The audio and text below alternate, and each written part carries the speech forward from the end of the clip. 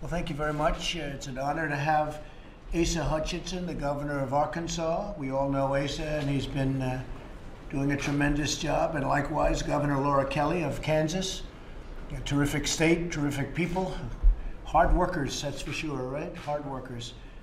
And we're going to be discussing various things, I guess everything you can imagine. And we've been doing some of these meetings with the governors. Our relationship with the governors has been very strong. We've sent them everything they've needed, and we'll continue. I just spoke with Gretchen Whitmer. We'll be going to Michigan at the appropriate time. They have a big problem with dams breaking. You saw that? It's a big, big problem. And so we've sent the FEMA and the Army Corps of Engineers out, and they're very good at dams. They're probably better at dams than anybody you can think of, right? The Army Corps of Engineers, they've done a fantastic job all over. And I'll be going to Michigan at some point in the not too distant future. I'm also actually going to Ford tomorrow, come to think of it, and I think they called the governor, invited the governor. So we'll be heading out. Maybe we'll do them both at the same time. I don't want to get in the way of the fix-up, though, because there's a lot of water out there. It was a bad break.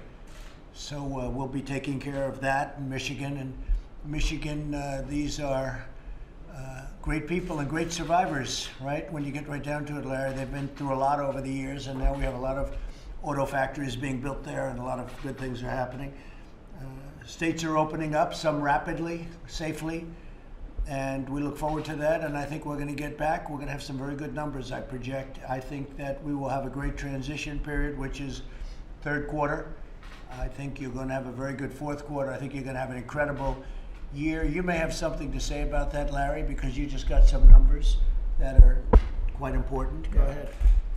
The Congressional Budget Office has just redone its estimates, and after predictably rough pandemic contraction in the second quarter, they're looking for a 21.5% growth rate, sir, in the third quarter. Well, which would actually, if it came true, would be the biggest growth quarter in American history, or since the data were compiled. I can see that happening. And the fourth quarter over 10%, and actually they're showing 2021 now at 4.2%. So they've lifted their estimates. That would be a wonderful thing, really would. Well, those are big numbers.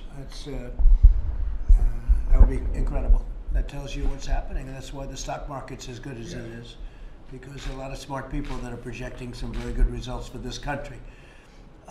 Laura, would you like to say something? You have these wonderful people right here, and they'd love to hear from you. Governor, please. I do. Thank you, Mr. President. I appreciate the invitation here today, and I appreciate what your team has done for us. Thank you. As we have been working our way through this pandemic and the recovery.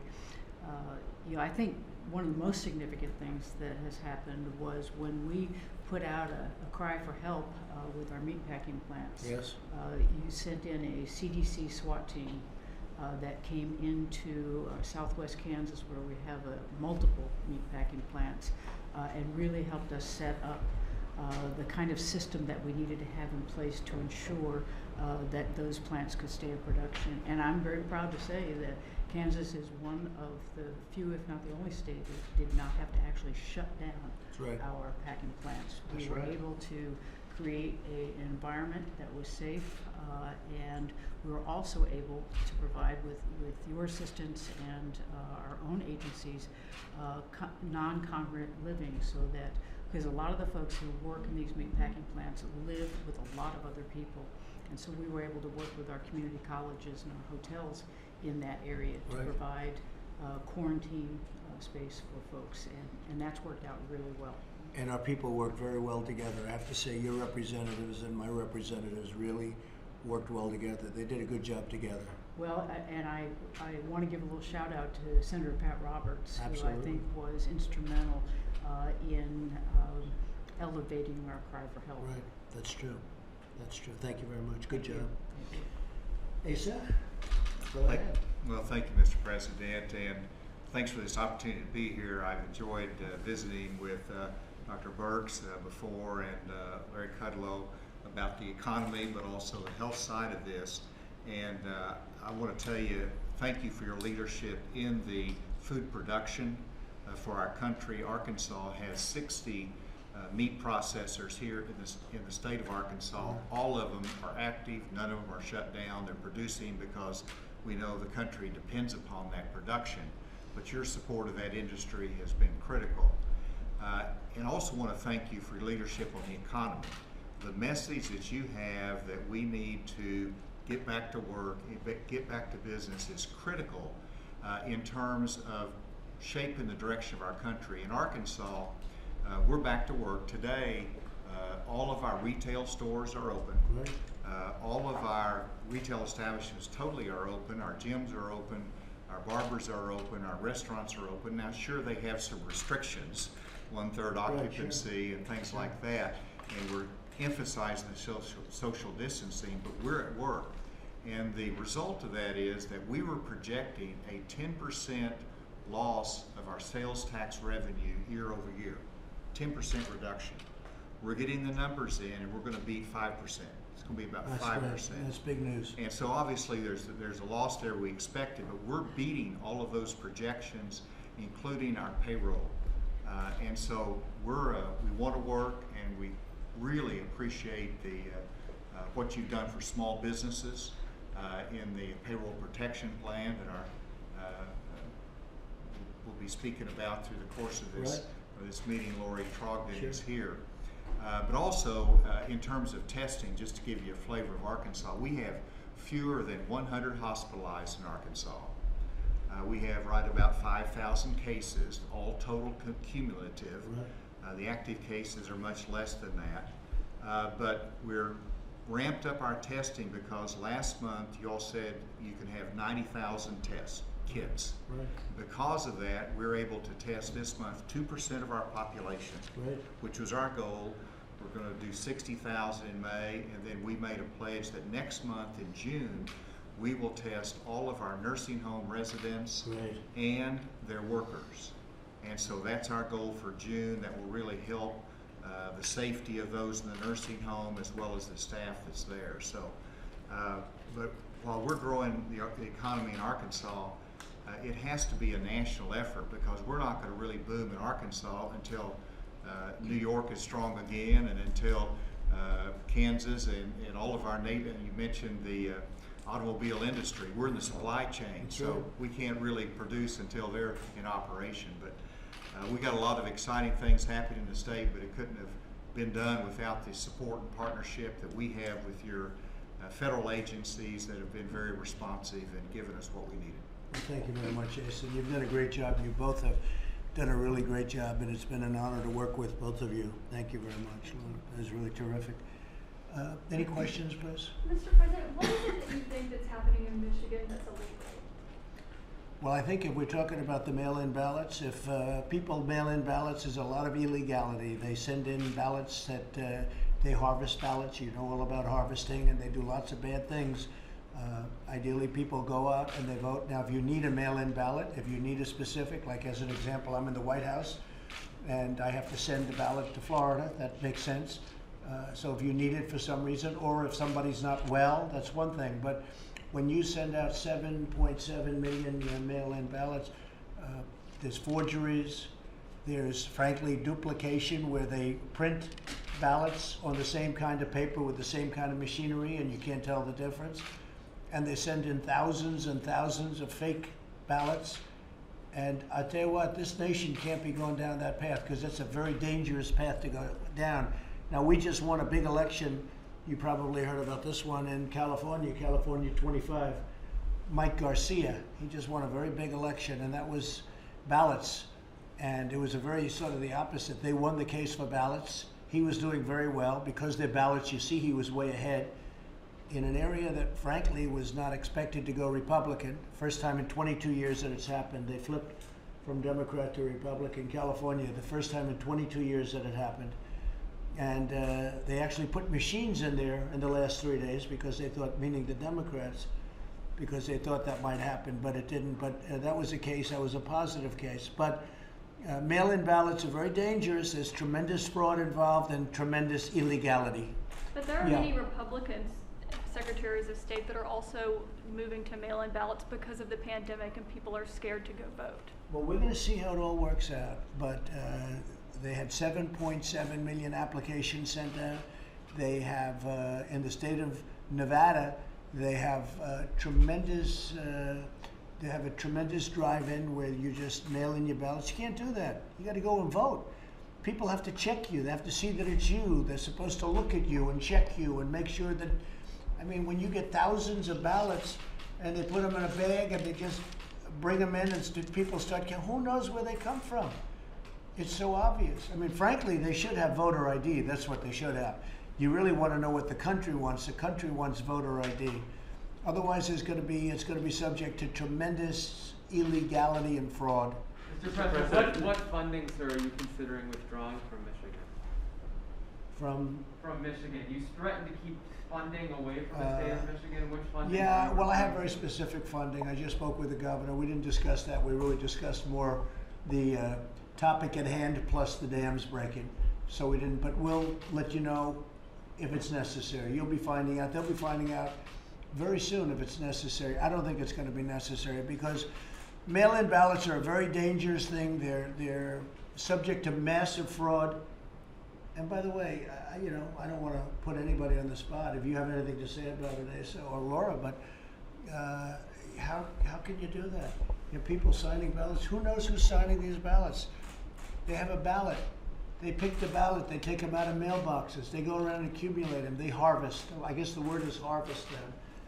And it was especially prevalent in California, and it's just not a fair situation. Do you have any comment on that? Well, I do. Of course, Arkansas supported a voter ID law. Good. But in terms of the election in November, there's a lot of discussion about how we can make the vote accessible if there is continued worry from a health standpoint. And we want to be able to use no excuse absentee voting as a way to do it, but it's still a person-to-person identification of the individual versus the mail-in variety that, as you said, can be manipulated.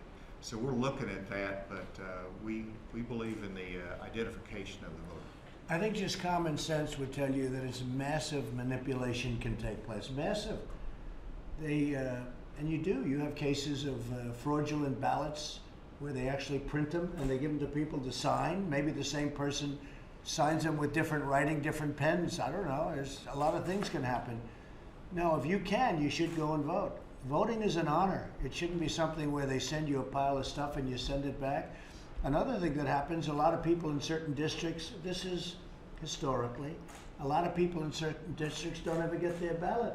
They keep going, where's my vote, where's my ballot? Then election day passes and they forget about it.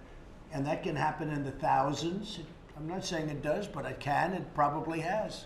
Just to follow up on that, sir, are you concerned about the message that you're sending of saying you may withhold funding from Michigan when it's also going through these issues with the water, the dams that you referred to? No, I'm not concerned at all. We're going to help Michigan. Michigan is a great state. I've gotten tremendous business to go to Michigan. Michigan's one of the reasons I ran. I was honored in Michigan long before I thought about, I was honored as the Man of the Year in Michigan at a big event. And I got up and I remember so well, I spoke probably 5-6 years before I even thought about running for president.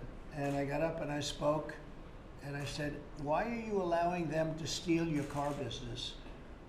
You know, we lost 32% of our car business to Mexico. And a lot of it came out of Michigan. And I said, why did you allow that to happen? And I posed many questions to Michigan that night. I think it made it quite an impression. And now we have those same car factories that are coming back, except in a brand newer and bigger form. So I think we're going to do very well in Michigan. I guess we just got a poll that's very good right here, a very good poll about how we're doing in Michigan and other swing states and just generally in the election. But I won't show you. I'm sure you can get it. I won't flip this over. Everyone is saying, could you flip it over? But no, I think we're doing very well in Michigan. Very great place. And I'll be there tomorrow. And I guess it's tomorrow, but I'll be there tomorrow, Ford plant. And I'm maybe going to do the double stop or I'll go back on the dams. But we have to take care of that problem. Mr. President, with 4% of the world's population and 30% of the outbreak, what would you have done differently facing this crisis? Well, nothing. If you take New York and New Jersey, which were very hard hit, we were very, very low. And in terms of morbidity and in terms of, you look at the death, relatively speaking, we're at the lowest level along with Germany. Germany, us, there could have been some smaller countries too, perhaps. I'd like to ask you maybe about that, if I could, Deborah. We've done, amazing well. I think the biggest thing we did is stopping the inflow from China into our country. And Deborah was a big supporter of that. I mean, in terms of how important it turned out to be. And so was Tony Fauci. They were very, very, Tony said we saved thousands and thousands of lives. That was a great decision that was made, and that was made very early. Please, Deborah. Yeah, I think it's always confusing, particularly confusing to the American people when we don't emphasize the size of our country. We're the third largest country in the world. But every country has a different experience with this virus, and so you have to adjust everything to population size. And so when you look at Spain and Italy, our attack rates to this virus are identical to other countries that have experienced the type of epidemic that we have experienced. And so every country is different. That's why you really need to always report data normalized per population. And then you look at the mortality by population, and it's true, we have, compared to our European colleagues, some of the lowest mortality, about half of Italy and Spain. And so I think it's really important that, and then these two states represent what we've been asking states to do. In Kansas, they found 50% of their clusters were in specific meat packing, nursing homes. They identified their clusters, they found their clusters, they took care of those clusters, and that was 50% of all of their cases. In Arkansas, 80% of the Arkansas individuals have recovered with less than a 2% mortality. And so it's really important. We're a big country, but each state is different. But as a country, we're different than other countries around the world. We'll be asking questions later about, why were certain countries completely spared? And I think that's always a question that we have. Epidemiology is like that.